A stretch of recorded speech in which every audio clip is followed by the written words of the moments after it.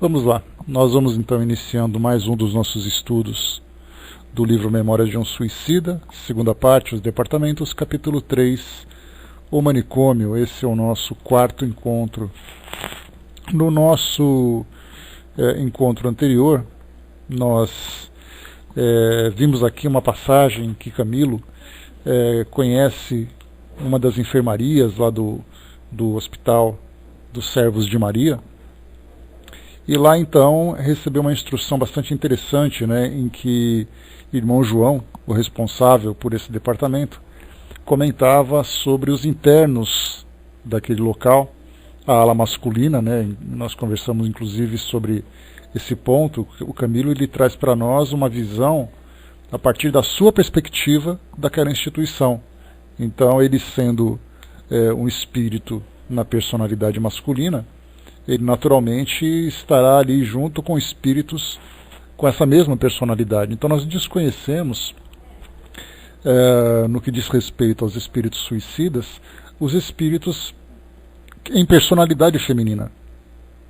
Então mostra para nós ali vários espíritos que nessa enfermaria em especial, ele comenta sobre os espíritos que viveram a experiência do suicídio, mas devido ao desregramento sexual que praticaram contra si mesmos, que também acabavam praticando contra outras pessoas. Então, um desregramento no seu mais alto grau, ou no seu mais baixo nível, podemos dizer assim. E nessa instrução, o irmão João falava exatamente sobre as reencarnações compulsórias que esses espíritos, lamentavelmente, viveriam em suas próximas existências, porque, como foi comentado, foi dito aqui por irmão João, ele diz assim: que lúgubre falange emigrará então em retorno expiatório para as arenas da terra com meus pobres pacientes. Não poderei ainda precisar minúcias, mas os companheiros por mim adquiridos em assuntos espirituais conferem-me o direito de prever aqui retardados mentais, loucos, epiléticos, possivelmente surdo-mudos de nascença e até cegos, todos deploravelmente ferreteados pela infâmia de que se rodearam no grau equivalente aos delitos praticados. E aqui então o Camilo acabou questionando, poxa vida, mas há necessidade de tamanha severidade na punição desses espíritos? E aí então depois o irmão João comenta também sobre as diversas situações em que esses espíritos se envolveram e também as lesões gravíssimas que provocaram em outras pessoas, como por exemplo, ele lembra para nós aqui, ele diz assim: esqueceis então as lágrimas que esses infelizes fizeram derramar a seus irmãos, aos quais infligiram tormentos oriundos do egoísmo e demais expressões vis que deixavam extravasar do coração denegrido, das difamações com que feriram suas vítimas, aprazendo-se em atirá-las ao descrédito das pessoas conceituadas, das relações das críticas ferinas, das ignomínias com que muitas vezes enxovalharam a pessoa respeitável do próximo, valendo das faculdades do raciocínio e da inteligência apenas para infelicitar a outrem, preparando outrossim para si mesmos os abismos em que se haviam de despenhar? Pensastes nas ingratidões e traições impostas aos simplórios corações femininos, que enredaram em suas garras abomináveis, forjadas em instintos sórdidos? Na inocência infantil e juvenil que muitos destes que aqui vedes conspurcaram monstruosamente, nas cenas degradantes por elas criadas e praticadas comumente durante a existência terrena, levando a corrupção e a perversão aos circunstantes dos planos objetivo e invisível, que as presenciassem, infelicitando as correntes fluídico-magnéticas que sobem da terra para o invisível, a nós outros sobrecarregando as preocupações por obrigar-nos a exaustivos serviços de saneamento e higienização a fim de que nossas próprias colônias não fossem corrompidas. E aí depois ele continua trazendo aqui as reflexões e certamente Camilo então responde aqui ao final, né? Ele diz para nós: baixei a fronte como sempre, em presença da lógica irretorquível de mais aquele discípulo do mestre Nazareno. Bom, Valderes, bom dia. E aqui então o nosso estudo de hoje, né? Diz assim: pelas galerias e antecâmeras próximas aos santuários, isto é, aos gabinetes médicos, onde a distribuição e os eflúvios minorativos era sábia e carinhosamente operada, vimos que enfermeiros iam e vinham, amparando doentes fracos e atemorizados, provindos do pátio que acabáramos de visitar e de outras dependências. Bom dia, Sônia. A fim de serem beneficiados. Pelos retalhados, observamos que votavam especial comiseração, dado que muito penosamente se podiam locomover. A julgar pelas nossas exposições, pelas exposições do irmão João, que tecia considerações importantes a respeito de quantos se nos deparava, seriam eles futuros paralíticos e enfermos de nascença, desde a infância, revelando anormalidades impressionantes. Então, isso aqui em especial, essa descrição, era desses pacientes daquela ala que se apresentavam com distúrbios relacionados com os impulsos sexuais desregrados que vivenciaram durante suas encarnações. Isso fez com que eles não apenas lesassem a si próprios, né, como dissemos há pouco, como também lesaram outras pessoas, acabaram cometendo suicídio, porque todos os pacientes dessa instituição são suicidas, e depois então continuavam sofrendo todos os distúrbios mentais, psíquicos, emocionais relacionadas com essas histórias, né? Relacionados com esse histórico que eles tiveram.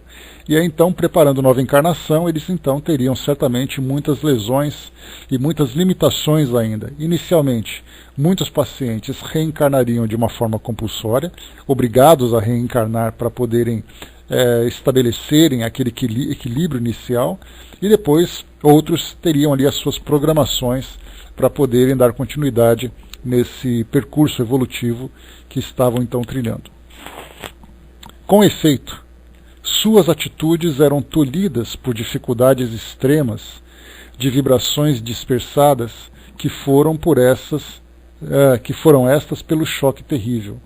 Seus gestos pesados e desinteligentes, como se peados pelas sombras dos golpes e contragolpes que se fotografaram tragicamente no espelho sensível da organização astral. Choravam ininterruptamente, como se o choro houvesse degenerado um hábito atroz criado pela intensidade do martírio, inquietos sempre sob a cruciante angústia de perene mal-estar, conquanto submissos, incapazes de blasfemar, como geralmente sucede aos suicidas muito desgraçados.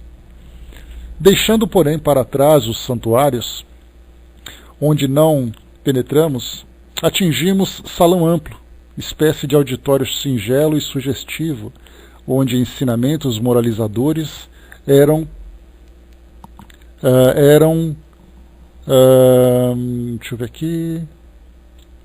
ministrados por um jovem servo que, em existência remota, trouxera muito dignamente um feio burel de religioso franciscano, cuja alma se iluminara sob as virtudes auridas dos ensinamentos redentores do testamento do divino missionário, tão fielmente servido pelo patrono. Usando daquela inconfundível doçura, apanágio dos caracteres moldados na verdadeira escola da iniciação cristã, esse novo legionário expunha singelamente, como quem aconselhasse ou ensinasse, a observar a ideia de Deus e de sua paternidade sobre toda a criação. Bem assim, a missão messiânica e suas dilatadas consequências beneficiando o gênero humano. Então aqui nós já vimos, nesse novo ambiente então, era um salão onde eram ministradas palestras, naturalmente de base evangélica, para poder fazer com que esses espíritos elevassem, né, o seu pensamento e também esse mesmo grau de espiritualidade, né, pois ainda se encontravam muito presos às situações do mundo material. Então esse trabalho era exatamente feito então por esse irmão que transmitia então essas informações, essas instruções. O convite à prece diz aqui para nós, ao exame individual interior, era repetido e satisfatoriamente explicado todos os dias, antes do ingresso nos gabinetes para a higienização fluídica operada pelos dedicados psiquistas. Estes os principais recursos a serem tentados na ocasião para tratamento dos enfermos, visto que seriam tentativas para a reeducação mental, exercícios que levariam o paciente a estabelecer mais tarde correntes harmoniosas com os benéficos poderes do alto. E tão transcendente ensinamento era anunciado singelamente, ao critério de métodos ao alcance daquelas mentes conturbadas e sob inspirações de uma doce e fraternal caridade cuja fragrância penetrou até o âmago de nossas almas comovidas ante a visão de tão nobres corações devotados ao auxílio amoroso em torno do próximo.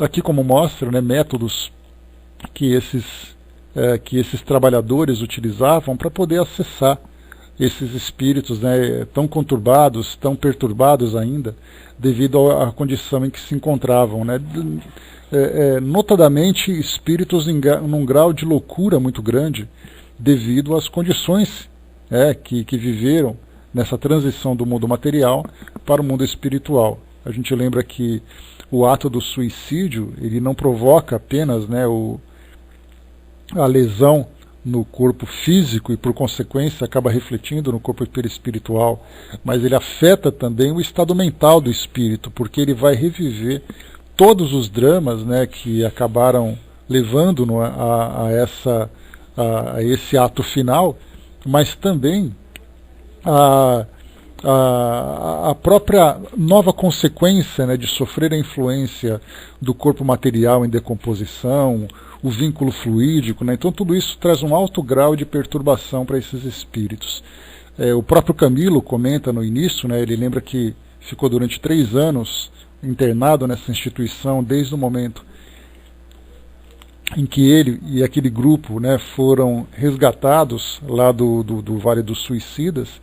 Então, nesses 3 anos, ele começou desde o início, passando por esse estágio de desequilíbrio emocional, de desequilíbrio mental, e também devido a todos os ferimentos que eles vivenciaram, foram submetidos a essas terapias para a reorganização do perispírito e também para o reequilíbrio mental e emocional, e agora estavam recebendo alta, então faziam esse estágio final nesses departamentos, né, esse passeio final nesses departamentos, né, como o último ensinamento que receberiam antes de chegarem, antes de terem a independência, de começarem então a se desenvolverem lá no plano espiritual. Então nós vimos aqui que até mesmo esse trabalho de evangelização era feito de um modo muito próprio para poder acolher essas mentes perturbadas, né? Não era simplesmente convidar todo mundo e começar a falar do Evangelho, havia necessidade de fazer esse trabalho de preparação. O jovem obreiro, sincero, humilde no seu imensurável esforço pela caridade, não enxergava naqueles réprobos feios e repulsivos a quem servia o indivíduo maculado pelos erros vergonhosos, nem a configuração astral execrável do que fora um homem dissoluto que dispersara a faculdade nobre dos sentidos no domínio dos gozos impuros. O que ele via e piedosamente amava, desejando servir e engrandecer, eram irmãos menores do que ele, os quais mandava o dever fossem ajudados pelos mais velhos a galgar as escarpas do progresso. Eram almas destinadas à glorificação da luz que necessitavam orientar-se na longa estrada em que realizavam o espinhoso trajeto da ascensão para o foco sublime gerador da vida. Poderemos ser informados das demarches também em torno desses companheiros para o notável acontecimento da volta ao corpo material, solicitou novamente o doutor de Coimbra, a quem interessavam muito vivamente as alusões ao assunto melindroso de um renascimento na Terra, porquanto lhe infligiam incessantemente à consciência fortes intuições quanto ao dever urgentíssimo pendente do seu caso de nova permanência num corpo de homem, a fim de se desobrigar, através do crime na pessoa em defesa daquela a quem amava. Né? Nós falamos aqui de um dos amigos, né, de Camilo, que havia cometido um assassinato, né? Ele havia enforcado aquela que era a sua companheira, e depois ele cometeu o suicídio. Então, essa pergunta, né, que ele fala sobre as próximas reencarnações desses espíritos que são atendidos nesse grupo de evangelização, exatamente porque ele também tinha preocupação própria sobre o seu próprio destino, devido àquilo que ele vive. E fala exatamente, né, que a sua programação seria exatamente novamente reencarnar como homem para ter contato com a sua vítima, só que agora para tentar fazer com que ela se também, né, já que ele foi o responsável inicial pelo assassinato dela, pela desencarnação dela naquela condição tão perturbada. E aí então responde aqui o guia daquele departamento, né? Diz assim: sim, meu jovem amigo, satisfez o amável guia, será possível e até indispensável pô-los a par dos trabalhos gerais em torno desse importante assunto que tão de perto interessa a todos vós. Todavia, não é nessa repartição que compete esclarecimentos mais amplos, visto existir em nosso Instituto o departamento voltado aos serviços gerais do retorno às existências corporais. Certamente visitá-lo-eis ainda. Nesse departamento, vereis que sobressaem pela sua invulgar importância os laboratórios onde se concertam planos para o melindroso certame, onde são preparados os desenhos e mapas para futuros corpos a serem habitados pelos delinquentes cuja tutela nos seja temporariamente confiada. Se este for suscetível de renascer com envoltório carnal deformado, ou adquirir enfermidade como a cegueira, por exemplo, na sequência da existência, ou ainda acidentar-se em seu decurso, tornando-se mutilado, o mapa que lhe seja destinado será traçado com as necessárias indicações, pois já sobre o seu organismo perispirítico existirá o sinal da futura deformidade física, porque o seu estado mental e vibratório, coagido pelos remorsos, imprimiu na poderosa sensibilidade daquela sutil organização a vontade de se tornar mutilado, cego, mudo, etc., etc., a fim de expiar o mal passado, como vem sucedendo convosco mesmo, caro irmão Sobral, que vos tendes fortemente impressionado com o caso das vossas mãos. Né? A gente lembra que Sobral era esse amigo de Camilo, e aí então ele começava a sentir a sua mão desaparecendo, como se ele vivesse essa mutilação. E, na verdade, a gente lembra que, pelo fato dele ter cometido aquele assassinato pelo enforcamento, a culpa começava, então, a atuar sobre ele, consequentemente afetando também o seu perispírito. Pois é, Brás, capricha, né? Vai ficar bem bonito, né? Ou vai ficar aquela coisa meio surrealista, né? Vamos ver. Vamos lá. Necessariamente, a preparação de tais debuxos estará sempre a cargo de técnicos cônscios do alto encargo que lhes é conferido, o que indicará serem eles espíritos merecedores da plena confiança dos diretores dessa colônia. Uma vez concluídos, serão encaminhados à direção dos gabinetes de análises, os quais realizarão os serviços comparativamente com as premências expiatórias do interessado, levando a justiça dos méritos que tenha, curvando-se às injunções das desvantagens dos deméritos, tudo concorde com as conclusões anteriormente feitas pela sessão de programação das recapitulações. Quanto seja possível para suavizar as penúrias das provações, será por lei concedido ao delinquente que voltar a renascer na terra. De outro modo, suas forças morais e suas capacidades de resistência serão igualmente balanceadas.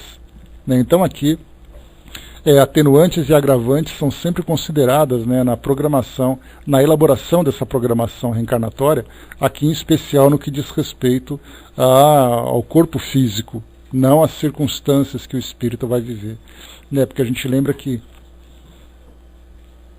a nossa programação reencarnatória ela traz vários detalhes, né, com relação ao corpo físico, com relação ao círculo familiar onde ele vai reencarnar, à sociedade, às experiências que ele vai vivenciar, as atividades que ele vai desenvolver, missões que são programadas, tudo isso. Então, cada um desses detalhes acaba fazendo parte, então, da programação de cada um de nós. Então, muitas vezes nós temos assim, bom, eu vou reencarnar, terei esse corpo físico com essa característica, vou reencarnar naquela família, vou fazer aquele trabalho no centro espírita, vou ter essa atividade profissional, vou reencarnar naquele local. Então nós começamos a ver assim que cada um de nós está no lugar certo, do jeito certo, com as pessoas certas, fazendo a coisa que deveria fazer, né? Ou pelo menos deveria fazer, não necessariamente que vai cumprir aquilo que foi programado. Então por isso que nós vemos que essa programação reencarnatória ela é muito detalhada. E aqui nesse local em especial, nessa instituição, nós temos então a preparação do corpo físico, exatamente porque é uma característica muito específica pelo fato de serem suicidas e também trazerem esse histórico, né, de muitos equívocos, de muitos desvios, né, nesse caminho evolutivo que deveriam trilhar. Então aqui é colocado ali um grupo especial para ajudar na programação desses espíritos. Obviamente, como nós vimos aqui há pouco, muitos desses espíritos então terão esses corpos à revelia de sua vontade. Ou seja, eles claramente gostariam de voltar ao mundo material para vivenciar todos os prazeres que eventualmente teriam vivido em encarnações anteriores, né? Mas aqui nesse caso então será feita uma programação, ou serão feitas programações para cada um desses espíritos, então, de acordo com aquilo que eles vivenciaram em suas encarnações anteriores e de acordo com essas novas necessidades. E aí, então, serão simplesmente conduzidos para uma nova encarnação vivendo essas experiências dolorosas, já que eles ainda não têm condições de optarem de uma forma equilibrada para optarem pelas experiências que seriam necessárias para a sua evolução. Né? Então assim, a gente vê como é complexo esse trabalho feito no mundo espiritual. Enquanto muitos de nós, né, pensam assim como o Brás, né, que queria ser bonitão, cheiroso e tudo mais, aí depois chega então o pessoal do mundo espiritual e fala, não, você vai ser feio, baixinho e vai comer pamonha. Então é mais ou menos assim que a coisa funciona. Então a gente escolhe, né, a gente põe e Deus vai, né, e faz aquilo diferente, né? Então, as coisas para nós acontecem de uma forma muito diferente daquilo que nós gostaríamos, né? Mas vamos em frente, tudo acaba dando certo no final, né? Desde que nós saibamos lidar com tudo isso. Pois exatamente, Brás, seja feita a vossa vontade, né? Não a nossa, porque se depender da nossa, a coisa vai complicar e vai complicar muito. Vamos então conhecer um pouquinho mais aqui sobre esse trabalho. Uma vez concluídos, serão encaminhados à direção dos gabinetes, né, concluídos esses trabalhos, né, serão encaminhados à direção dos gabinetes de análises, os quais realizarão os serviços comparativamente com as premências expiatórias do interessado, levantando a justiça dos méritos que tenha, curvando-se às injunções das desvantagens dos deméritos, tudo concorde com as conclusões anteriormente feitas pela sessão de programação das recapitulações. Aqui nós já vimos, né? Quanto seja possível para suavizar as penúrias das provações, será por lei concedido ao delinquente que voltar a renascer na Terra. De outro lado, suas forças morais e suas capacidades de resistência serão igualmente balanceadas. Então, nem mais, nem menos do que aquilo que o espírito precisa para poder se desenvolver. E isso, eu acho assim que, começando a imaginar a atividade desses espíritos que fazem esse tipo de trabalho, tem ali um sentimento de caridade no seu mais alto grau, né? Porque do nosso ponto de vista, ainda bastante simplista e bastante passional, se nós analisássemos o caso de um espírito como esse, certamente nós colocaríamos ali as piores provações para esse espírito aprender por tudo aquilo que ele fez durante a sua encarnação. Então nós poucas vezes conseguiríamos ver alguma coisa de positiva, né, o lado positivo da vivência desse espírito. Nós só veríamos o negativo e seríamos muito cruéis, muito frios nessa análise. Ao contrário, então, esses espíritos mostram um amor muito grande, uma sensibilidade muito grande, vendo-os não como criminosos, né, por aquilo que fizeram, mas como espíritos doentes que precisam de correção. É a mesma coisa que nós temos hoje, se nós tivéssemos a oportunidade de entrarmos, por exemplo, numa penitenciária e começarmos ali a ver o prontuário de cada um dos presos, dos crimes que eles cometeram, quem foram as suas vítimas, com que frieza eles praticaram tudo aquilo que foi praticado e tudo mais, né? Então, ali nós vemos os criminosos, e assim a nossa própria sociedade também vê dessa mesma forma. Se pudesse ter pena de morte, se puder torturado, se pudesse fazer com que ele sofresse 10 vezes mais aquilo que ele fez sofrer, nós certamente escolheríamos isso. Mas ali os espíritos, então, nessa condição, né, de trabalhadores que ajudam na regeneração desses espíritos, o veem então como espíritos doentes e que precisam de tratamento. E escolheriam então esse tratamento, né, de uma forma muito amorosa, de uma forma muito caridosa, oferecendo para eles aquilo que eles precisam para se regenerarem, e não simplesmente uma punição, um castigo, como geralmente nós acabamos vendo. A Sandra colocou, né, aquele filme que passou sobre mongolismo nessa semana, é puramente espiritual, filme brasileiro. Eu não conheço esse filme, Sandra. Então está aí a indicação da Sandra, no filme nacional falando sobre isso, para quem quiser conhecer, né, um filme que fala sobre síndrome de Down, você quer dizer, né? Então está aí feita a indicação também. Então nós temos assim, né, hoje nós vemos esses espíritos doentes com muita sensibilidade, né, e tudo mais, mas se nós voltarmos no passado e conhecermos os seus históricos, veremos ali, né, espíritos que cometeram erros gravíssimos, né? Então, se hoje nós nos sensibilizamos, foi exatamente por esse trabalho amoroso desses espíritos que conseguiram então conduzir, né, esses espíritos doentes a essas novas oportunidades. Mas, como eu falei para vocês, certamente é um trabalho muito difícil, né, dentro dos sentimentos que ainda nos movem, né, a partir do sentimento que ainda nos movem, que são sentimentos ainda bastante passionais. Então passou agora na televisão, um filme nacional, então falando sobre essa questão da rejeição, né, por uma criança ali que tem síndrome de Down, né? Muito bem, vamos lá. Convém acentuar, meus caros amigos, que a reencarnação é concessão sublime feita pelo Pai Supremo às suas criaturas para que progridam e se engrandeçam, preparando-se para a herança que lhe está reservada na glória do seu reino. É de lei. E ninguém há que atinja o seu destino imortal sem palmilhar os degraus dos renascimentos, na Terra ou em outros mundos planetários. Todavia, se a alma rebelde há desperdiçado longo tempo abusando dessa concessão, com manifesto desrespeito à lei magnânima, que lhe permite tantas vezes o mesmo ensejo, tornar-se-á a concessão ainda mais apreciável, porque geralmente, para tais casos, existira a intercessão do próprio Mestre Redentor, que ao Criador Supremo suplicará novos ciclos de experimentações a fim de poder o rebelde reabilitar-se.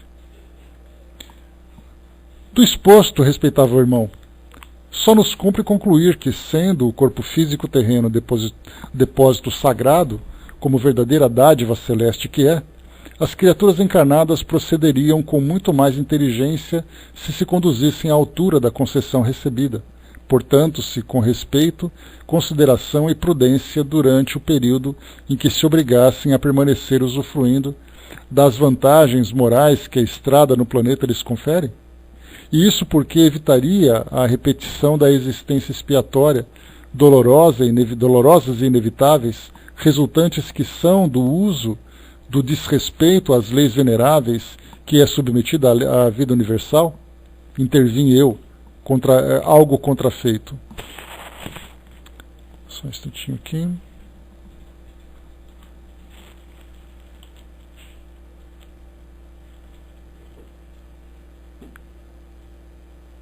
Só um instantinho, pessoal, que eu me perdi aqui. Tá. Bom dia, Nando. Intervim eu algo contrafeito. Assim é, meu amigo. Muitas dores seriam assim evitadas, tornou o diretor do manicômio. E se o corpo físico terreno é depósito sagrado, que ao homem cumpre respeitar e proteger, salvaguardando o quanto possível de impurezas e danos, o físico astral, que é o que trazeis no momento, não o será menos, enquanto que nossa alma, inteligência, consciência, razão, sentimento, o ser, enfim, é a própria essência do Criador, partícula sua, centelha extraída do seu supremo ser.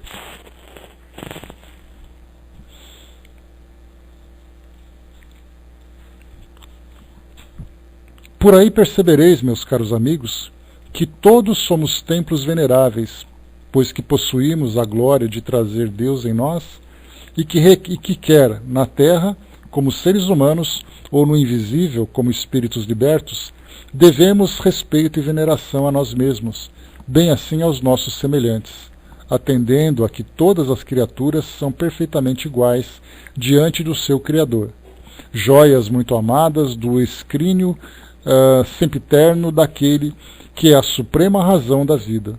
Daí certamente se origina a lei básica divina: amar a Deus sobre todas as coisas e ao próximo como a si mesmo. Seguiu-se pausa dilatada enquanto o leal servidor atendia a injunções inadiáveis de seu cargo e durante a qual nos quedamos pensativos e silenciosos, observando quanto possível as figuras angustiosas dos pobres internos que nos eram dados a contemplar. À volta do mentor, Mário Sobral, insofrido e interessado, quebrou o silêncio exclamando de mansinho: gostaria, se possível, continuar ouvindo vossas explanações técnicas, venerado irmão. O velho servo de Jesus sorriu e, correspondendo à humilde solicitação com um amigável gesto, continuou atraindo novamente nossa atenção. Todavia, consoante vos dizia, tem havido casos em que nossa guardiã não permite a reencarnação tal como fora por nós ideada, concedendo-nos então o gracioso favor da sua inspiração para a programação mais acertada, condizente com o estado do postulante.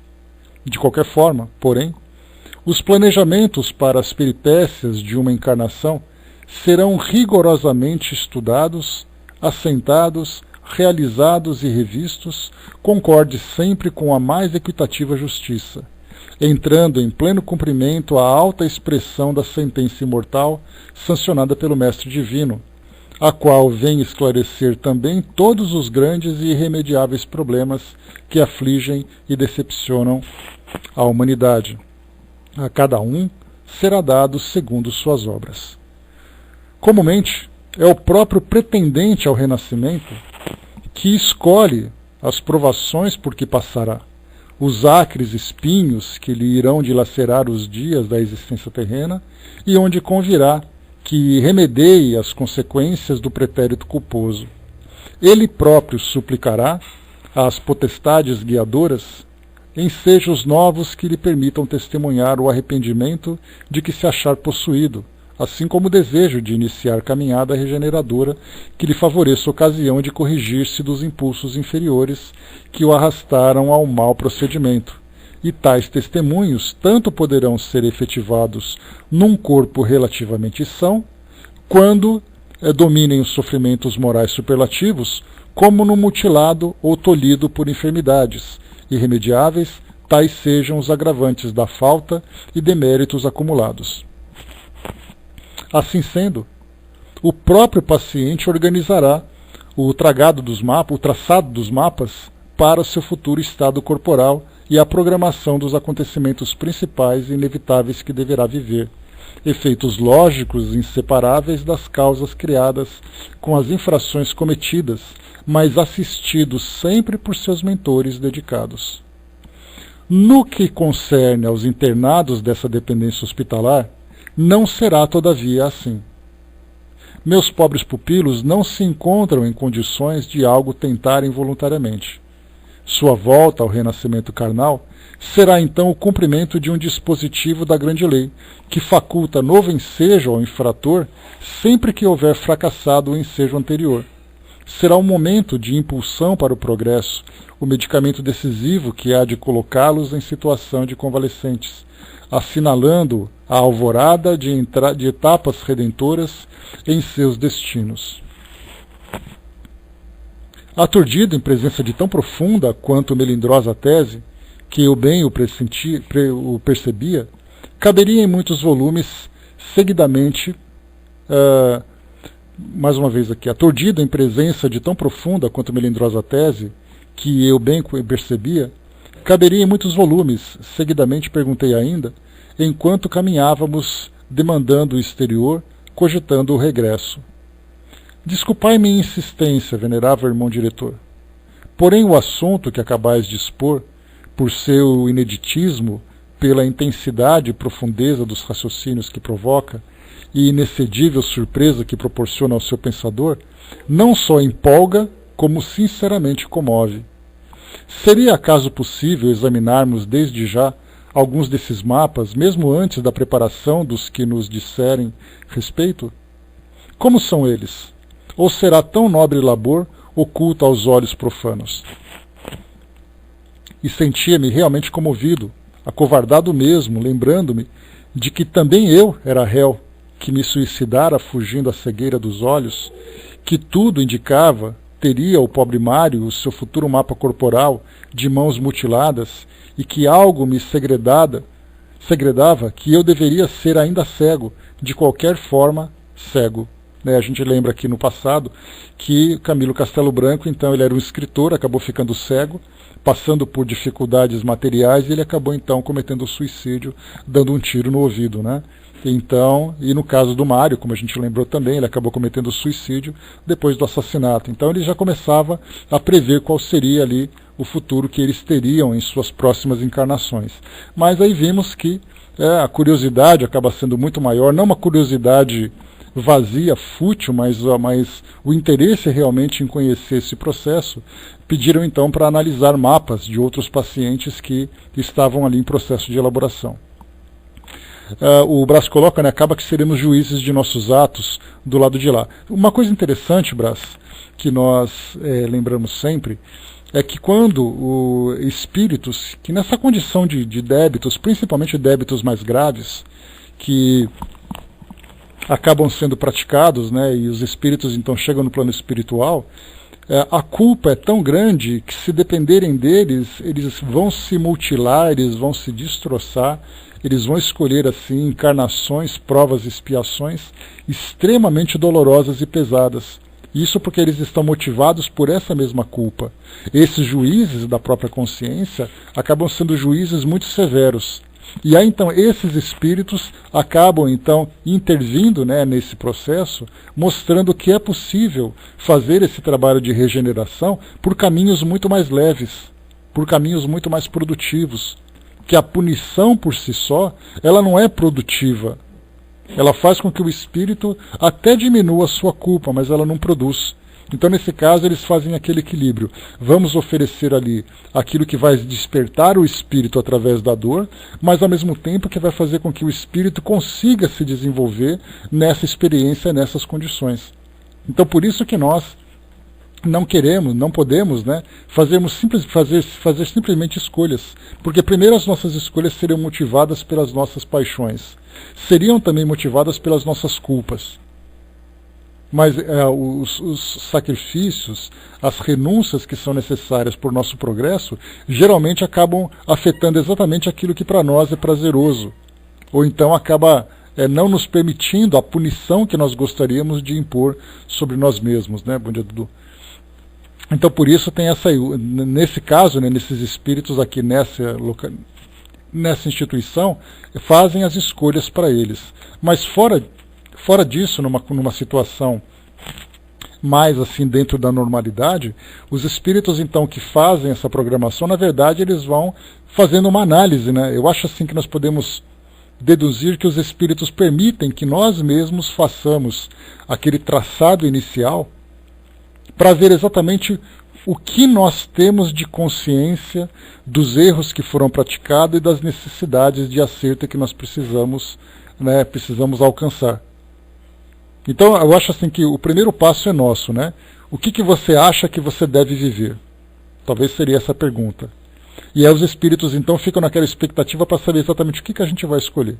Quando eles percebem que as escolhas começam a ser muito infantis, aí então eles vão intervir. Do contrário, eles vão apenas ajustar aquilo que é necessário, né? A dose certa de cada experiência, as condições que cada espírito vai, em que o espírito vai reencarnar. Então tudo isso é feito assim, eu acho que nesse trabalho conjunto, né? Mas eu acho que a nossa iniciativa é o que vai determinar realmente o grau de desenvolvimento que nós alcançamos de uma encarnação para outra. Agora, nesse caso de maior gravidade, os espíritos não têm qualquer condições. Não apenas lucidez para tomar essa decisão, mas muitas vezes até pela culpa que eles têm, ou mesmo pelo endurecimento que ainda apresentam, né? Porque como nós vimos lá na torre de vigia, aquele espírito que se encontrava lá detido, ele tentava argumentar, né, com os espíritos, né, que lá trabalhavam, tentava argumentar exatamente para mostrar que era inocente diante daquilo que ele tinha feito, mesmo sendo um obsessor, mesmo tendo causado tanto sofrimento para outras pessoas. Mas para ele certamente não era o momento de uma reencarnação. Ficaria ali ainda fazendo aquela anamnese, fazendo ainda aquela revista da consciência. Mas já para esses pacientes, geralmente quando eles tomam um grau de consciência, a culpa é a primeira manifestação que surge em suas consciências, em suas mentes. E se a culpa se encontra muito mais presente, certamente ele não vai ter lucidez para fazer uma escolha justa para ele próprio. Justa no sentido de que sim, ele cometeu o crime, mas também ele não é um criminoso numa punição eterna, ele vai ter condições de se regenerar. E esse aspecto regenerativo, essa possibilidade dele recomeçar, é o que muitas vezes ele mesmo não aceita. Porque a sua autopunição é tão intensa, é tão severa, que ele não se permite um recomeço. Então é nesse sentido que a gente então vê a necessidade desse grupo que faz essas escolhas e também traça essas orientações. Vamos lá. Então aqui Camilo, né, pediu exatamente para que visse ali o mapa de outros pacientes, e eles já então anteviam que o Camilo provavelmente seria cego, que o Mário teria ali as mãos amputadas, né? Então tudo resultado, né, não apenas da culpa, mas muitas vezes até do aprendizado de que eles necessitam. Irmão João, de certo, percebeu a angústia que me assombrava a mente e o coração, pois que assumiu expressão de inconfundível bondade ao responder: certamente que um serviço de tanta responsabilidade não será realizado publicamente, para divertir curiosos, que também os há aqui. Não obstante, com recomendações de autoridades competentes, as câmaras poderão ser franqueadas à visitação. Sereis encaminhados a elas, estou certo, visto tratar-se da necessidade de vos ministrar instrução. Porfiar por vós, não desanimardes antes das perspectivas futuras, meu amigo. Confiais antes na inexcedível ternura de nosso amado Mestre e Senhor, que é o guia infalível dos nossos destinos. Lembrai-vos, outrossim, de que aquele que estabeleceu a sabedoria das leis que regem o universo, também vos saberá fortalecer para a vitória de vós mesmos. Tudo era suavidade em torno do pavilhão indiano, onde acabávamos de chegar. Aos nossos ouvidos soaram os doces convites para a meditação da noite. Era um momento solene em que a colônia se consagrava à comunhão mental com sua augusta tutelar Maria de Nazaré. Minhas recordações assinalavam ainda que nessa tarde nossas preces foram mais ternas, mais humildes, mais puras. Bom, aqui nós acabamos então esse capítulo 3, o manicômio, e vamos agora dar sequência no capítulo 4, outra vez Jerônimo e família. né? Então no capítulo 4 iniciamos agora, né, com uma citação aqui, uma passagem do Novo Testamento. Ai do mundo por causa dos escândalos, pois é necessário que venham os escândalos, mas ai do homem por quem o escândalo venha. Carlos de Canaleiras, né, antes da gente começar, eu fazendo uma análise aqui, bom dia, Vanessa, fazendo aqui assim, essa ideia, né, dessas câmaras de programação, essas tarefas, né, que são feitas de uma forma reservada, né, exatamente para poder preservar aqueles que estão envolvidos, principalmente, né, os espíritos. Nós vemos então que, embora reservadas, elas são abertas a essa visitação.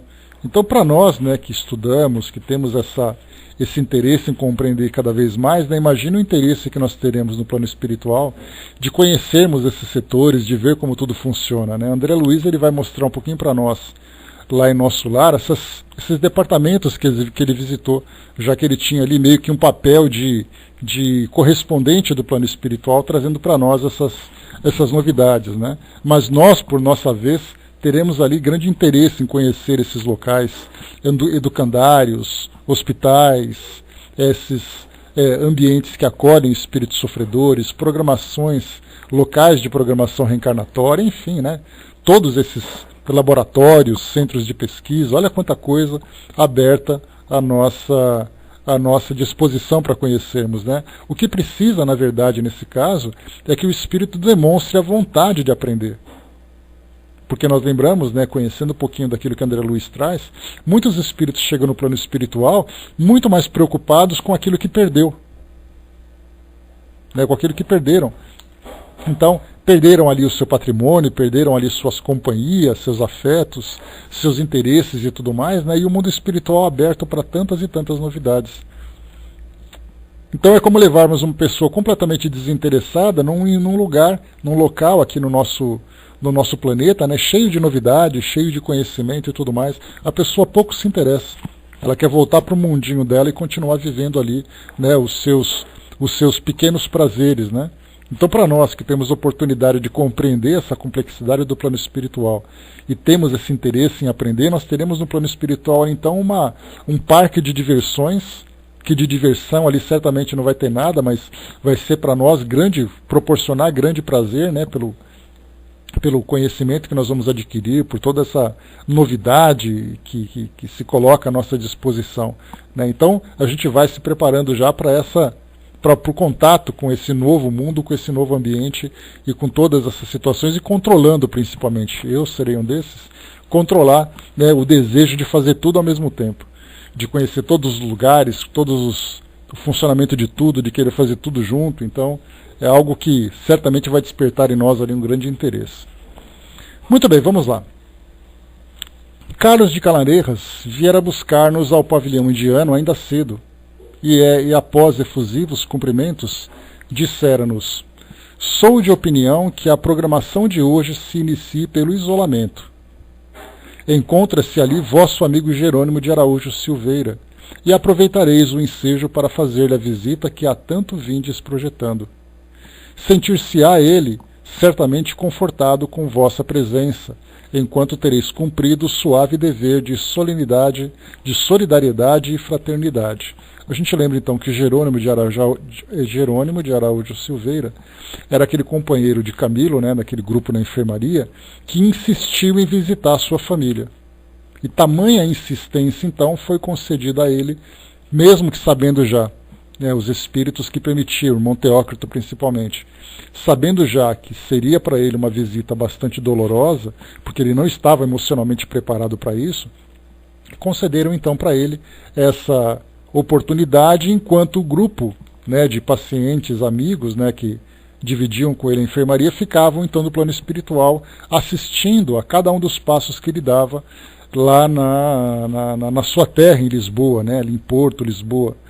E aí então a gente lembra que ele chegando, ele viu inicialmente o filho preso, cometendo crimes e tudo mais, a esposa trabalhando no porto com peixes, e também aliciando a filha a essa atividade também, a prostituição, e ele então visitou o filho, visitou a ex-esposa, né, que a família tinha uma posição na sociedade, né, em que vivia ali num certo luxo, numa certa aparência e tudo mais. Margaridinha, exatamente, Zé.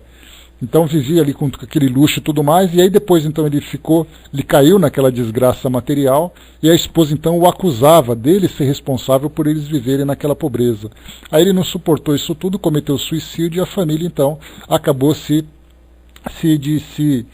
desviando daquele caminho, né, que se encontrava, que não era um caminho lá muito virtuoso, já que viviam, né, essas questões da materialidade, mas ele tinha ali a filha, né, que era a menina dos olhos dele, o filho que era muito querido, a esposa que era muito amada, e de repente ele encontrou esse contexto. E aí o estado emocional dele foi tão abalado que ele acabou tendo a necessidade de ir para o isolamento. Saiu da enfermaria onde ele se encontrava, foi para o isolamento, porque ali ele precisaria passar por outro tipo de tratamento. Tudo isso em consequência dessa visita precoce que ele quis fazer à sua família, né? Então aqui agora nós retomamos aquele raciocínio daquele momento. Não distava muito o isolamento do edifício central, em cujas imediações nos encontrávamos albergados, né? Só lembrando aqui que essa instituição toda, ela lembrava muito aqueles fortes antigos, né, com grandes muralhas, com vigias e tudo mais, pelo ambiente onde ela se encontrava, né, pelo local onde ele se encontrava, das investidas que também sofria de espíritos perturbados, também suicidas, né? Então, daí, infelizmente, a gente não tem um mapa para tentar imaginar como é essa instituição. Cada um vai criando a sua própria imagem. A perder de vista, estendia-se o planalto onde a cidadela do importante departamento se assentava, envolvida no seu triste sudário de neblinas. Ao longo dos caminhos que trilhávamos, destacavam-se tabuleiros de açucenas e rosas brancas, que se diriam ser as flores mais adaptáveis ao melancólico retiro. É isso porque a gente lembra das vibrações que lá se encontravam, né? Vinha-nos a impressão de que o departamento hospitalar, assim o da vigilância, seriam arrebaldes bucólicos de uma grande metrópole cujos ecos a distância não permitia suspeitar. E conversávamos familiarmente, pouco nos apercebendo de que já não éramos homens e sim espíritos despojados das vestiduras carnais. A direção do isolamento, assim como o departamento fraternal, dispensado aos penitentes, eram idênticos aos das demais filiais que visitáramos, inspirados na mais convincente justiça, na caridade amorosa e fraterna.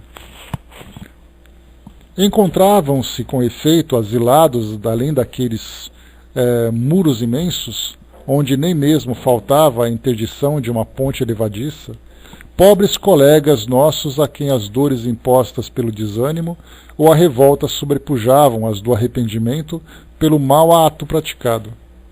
Nesses corações desolados e inconsoláveis, o arrependimento limitava-se ao insuportável pesar de concluírem que o suicídio para nada mais aproveitara senão para lhes dilatar e prolongar os sofrimentos antes julgados insuportáveis, além de lhes apresentar, entre outras, a desalentadora decepção de se reencontrarem com a vida, mas separados dos objetos de suas maiores predileções. Os espíritos mesmo já dizem isso, né, que a maior desilusão que um espírito suicida vivencia é chegar no plano espiritual e ver que ainda continua vivo. Então essa é a maior decepção que eles têm, né? E continua para nós. Pode-se mesmo afirmar que o isolamento era especializado nos casos sentimentais, pois é sabido que o sentimentalismo levado ao excesso constitui gravíssimo complexo, enfermidade moral capaz dos mais deploráveis resultados. E encontramos com efeito ali os mais variados casos de suicídios sentimentais, em que o réprobo é agitado por vero sentimento extraído do coração. Não resta dúvida, conquanto desequilibrado, desde o amante ofegante de paixão e ciúmes, pela felicidade concedida ao nível feliz, até o chefe de família desorientado por impasses dificultosos, ou o pai subjugado pelo desalento ante o esquife do adorado entezinho, que era a razão de sua felicidade. Então ele fala que desde questões afetivas entre casais, entre pais e filhos, qualquer tipo de sentimento, né, que esteja ali envolvido naquela relação. Né, nós encontramos, né, muitos crimes passionais, né, de maridos, namorados, ou namoradas e esposas, companheiros, companheiras, que muitas vezes cometem o assassinato e em seguida cometem o suicídio. Tudo isso motivado exatamente por esse sentimento passional. Ou então pessoas que desiludidas, né, abandonadas em seus sentimentos, também acabam optando pelo suicídio. Então vemos assim que nesse caso do isolamento, em que eles estão visitando agora, nós encontramos aqui esses pacientes vítimas desse tipo de experiências, mas que num grau, obviamente, num grau bastante avançado. Por isso estão isolados. Enquanto que nós temos outro, Mário Sobral, por exemplo, foi um desses casos em que ele cometeu aquele crime passional, né? Ele cometeu o assassinato, enforcando ali a companheira, e depois ele cometeu o suicídio. Mas o seu equilíbrio, né, dentro das condições daquela colônia, permitia que ele então estivesse ali internado com outras pessoas naquela enfermaria. Já o Jerônimo, que acabou tendo aquela decepção, vendo a família, por tudo aquilo que ele mesmo praticou com o suicídio, acabou não suportando e agravou a sua condição. E aí, nos tempos de hoje, nós temos ali vários relatos de jovens, né, adolescentes que cometem ato do suicídio, vítimas de decepções amorosas. Me recordo de uma colega da minha sobrinha que teve ali um namorado de 14 anos que cometeu suicídio. 14 anos de idade, porque a namoradinha não dava mais bola para ele, não dava mais atenção para ele. Então nós temos hoje, né, várias situações, principalmente com essa erotização da nossa juventude, das nossas crianças, nós temos ali essas mesmas crianças vivendo, né, sentimentos muito intensos que elas mesmas não conseguem lidar. E aí então nós começamos a encontrar esses crimes que praticam contra si mesmos, né, por causa desses sentimentos tão desequilibrados que elas acabam vivenciando. Se com adultos já é difícil lidar, imagina com crianças, né, que vivem a intensidade, né, dessas relações. Mas vamos lá. Consternação geral dominava o ambiente dessa filial do Hospital Maria de Nazaré. Invariavelmente insatisfeitos, seus hóspedes apresentavam o característico das criaturas irresignadas e impacientadas por tudo, além de se entregarem à dor sem se animarem a esforços para vencê-la, retendo-a antes com o exagero de um sentimentalismo doentio e piegas, enquanto engendravam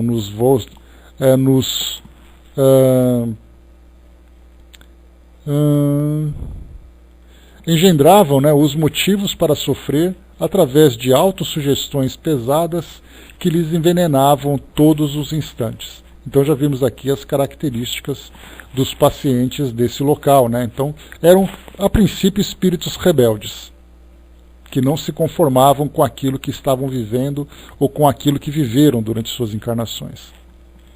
A direção interna do isolamento, tal como a da torre, achava-se confiada a um sacerdote católico, ao invés de um daqueles atraentes iniciados a quem já nos habituáramos ver à frente das organizações da colônia, né? Em especial os indianos, né, que ele comentava aqui, né, Fatinha, bom dia. Então, dos indianos, né, que várias vezes eles encontravam, né? Então, eventualmente, eram assim, independente da origem cultural que tinham, eram espíritos espiritualizados, elevados espiritualmente, né, que tinham uma vivência relacionada com alguma religião. Então, ou eram hindus, ou eram católicos, né, mas certamente espíritos bastante elevados. Todo o corpo de auxiliares internos, aliás, era constituído de religiosos católicos, exceção feita do corpo clínico, que se compunha de psiquistas iniciados. Não obstante, o cargo mais importante, isto é, o de diretor, conselheiro e educador, se era ocupado por um sacerdote, era este também iniciado nas altas doutrinas secretas, espíritos de escol, possuidor de méritos assinalados perante a lei e benquisto na legião dos servos de Maria, além de honrosamente graduado no seio da falange de cientistas que governava o Instituto Correcional Maria de Nazaré. A disciplina era verdadeiramente conventual, ou seja, aquela de convento, né? Silêncio, andando com calma, sem escândalos. Então dá para a gente imaginar as regras, né, e o ambiente desse departamento da instituição. Urgia fossem afastadas daqueles eternos insatisfeitos e voluntariosos as atrações pelas paixões mundanas e pessoais, os arrastamentos impuros e caprichosos que os perderam. Cumpria a instituição que os acolhia instruí-los para os ditames da resignação, na desventura para as resoluções decisivas, para as renúncias inalienáveis, reconciliando-os ainda com a verdadeira fé cristã, que até então desprezavam conhecer à luz do devido critério. Haviam sido todos eles educados na terra sob os auspícios de ensinamentos católicos romanos.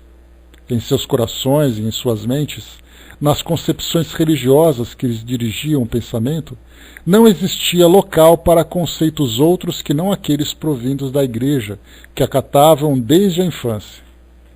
Sentimentalistas fanatizados e caprichosos, amolentados mentalmente pelo descuido no exercício do raciocínio sobre alevantados assuntos, alongavam a morbidez dos preconceitos que lhes eram próprios às ilações religiosas fornecidas pelos catecismos, apaixonando-se intransigentemente por tudo quanto as tradições católicas houveram por bem infundir no senso pouco amadurecido da humanidade.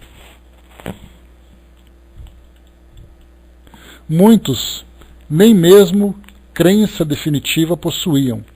Incrédulos, mesmo ímpios, jamais se haviam preocupado com a afeição religiosa ou divina das coisas, mas habituados à Igreja pelo comodismo e a tradição, só a ela conferiam os direitos de guiar consciências, só a ela permitiriam sabedoria bastante para os serviços da exegese. Seria caridoso, pois, que a reeducação de tais mentalidades se fizesse à sombra de ambiente idêntico àqueles que lhes inspirava confiança e respeito. Esse comentário aqui é interessante porque em várias outras passagens, né, na literatura espírita, nós encontramos ali esse relato, que os espíritos chegam ao plano espiritual e começam então a se juntar a outros espíritos afins, de acordo com os seus gostos, preferências, crenças também. E quando nós falamos nessas instituições de correção, de auxílio, nós também temos ali algumas características semelhantes às que tinham no mundo físico para acolher esses espíritos. Então, por exemplo, nesse caso mostra que a direção e os trabalhadores, muitos deles católicos, exatamente para acolher espíritos que também eram de crença católica. Porque chega no plano espiritual, esses espíritos resistem muito a essa nova situação. Manuel Filomeno de Miranda fala muito sobre isso. Ele lembra, por exemplo, que ele visitava igrejas aqui do mundo material, observando, né, as situações na perspectiva espiritual, e ele via muitos grupos de espíritos que frequentavam essas instituições. E aí perguntava, né, poxa vida, mas mesmo aqui no mundo espiritual eles continuam frequentando igreja? E aí respondeu, sim, eles continuam sendo católicos. A gente lembra do Dr. Bezerra de Menezes, quando ele faz uma palestra para nós, ou traz uma mensagem num evento espírita, ele usa muito uma expressão, né, espíritos espíritas que aqui estão reunidos. Ou seja, nós vemos que no mundo espiritual a crença é algo muito real. A crença é algo muito presente. Então as instituições, principalmente dessa que atendem a esses espíritos, nesse grau de perturbação, elas procuram então oferecer aquele ambiente mais familiar e acolhedor possível para que esses espíritos comecem o seu tratamento sentindo-se seguros naquela instituição. Por isso, mais uma vez, diz para nós assim, né? Aqui em cima. Muitos nem mesmo crença definitiva possuíam. Incrédulos, mesmo ímpios, jamais se haviam preocupado com a feição religiosa ou divina das coisas, mas, habituados à igreja pelo comodismo e a tradição, só a ela conferiam o direito de guiar consciências, só a ela permitiriam sabedoria bastante para os serviços de exegese, ou seja, de estudos bíblicos. Seria caridoso, pois, que a reeducação de tais mentalidades se fizesse à sombra de ambiente idêntico àqueles que lhes inspirava confiança e respeito. Então dá para a gente imaginar as comunidades evangélicas, as comunidades budistas, as comunidades judaicas, as comunidades espíritas, umbandistas. Para aqueles espíritos que já conseguiram se elevar acima dos preconceitos aqui do mundo material, ou mesmo até mesmo das crenças do mundo material, acabam se encontrando num ambiente ecumênico, porque a linguagem que é falada naquele local é uma linguagem do amor, é a linguagem do espírito. Para aqueles espíritos que ainda não alcançaram essa elevação, a linguagem é uma linguagem muito mais terrena do que espiritual. Trabalham a elevação espiritual, mas lidando com os elementos familiares desses espíritos daquilo que eles viviam aqui no mundo material.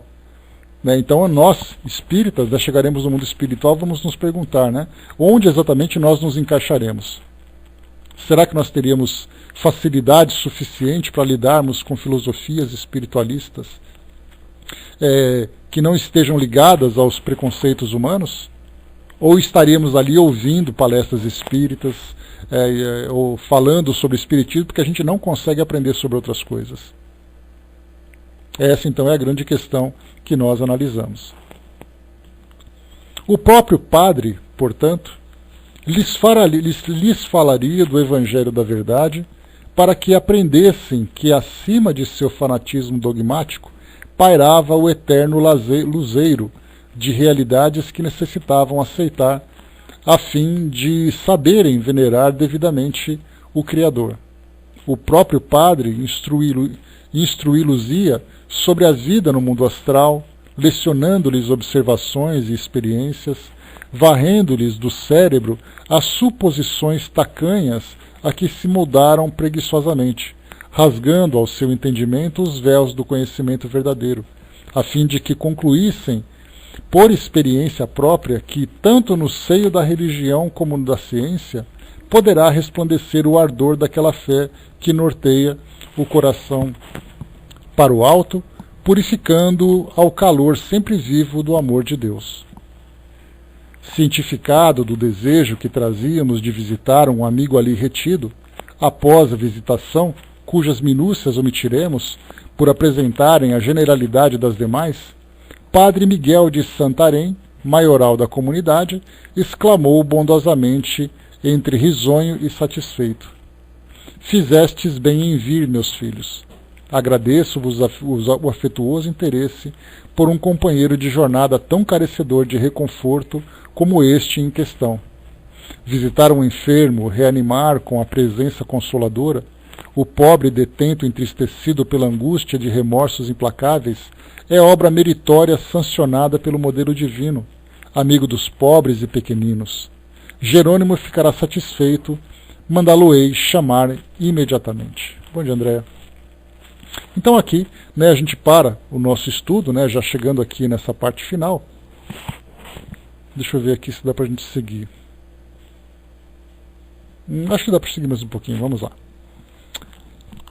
Enquanto falava, reconhecêramos nele o religioso que confortava o antigo mercador de vinhos na memorável tarde da visita à família havia cerca de 3 anos.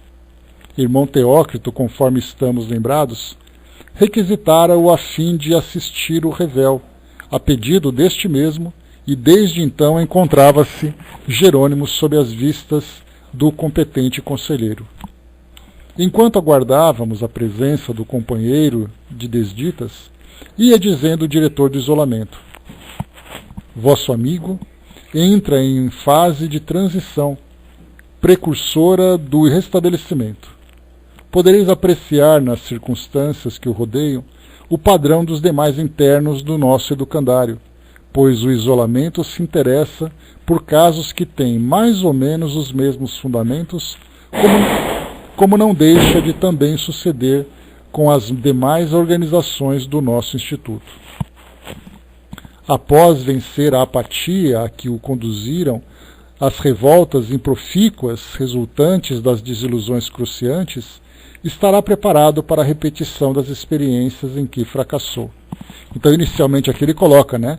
Após vencer a apatia a que o conduziram a revoltas improfícuas resultantes de desilusões cruciantes. Então, primeiro, para o espírito começar a se transformar, ele precisa inicialmente sair dessa condição de apatia, já que ele perdeu completamente a vontade de viver, está completamente desiludido. Então é um trabalho psicológico extremamente profundo, e é o que eu sempre comento com vocês, né? O grupo de psicólogos no plano espiritual que vão nos atender e que estão ali trabalhando intensamente, é um trabalho absolutamente ininterrupto.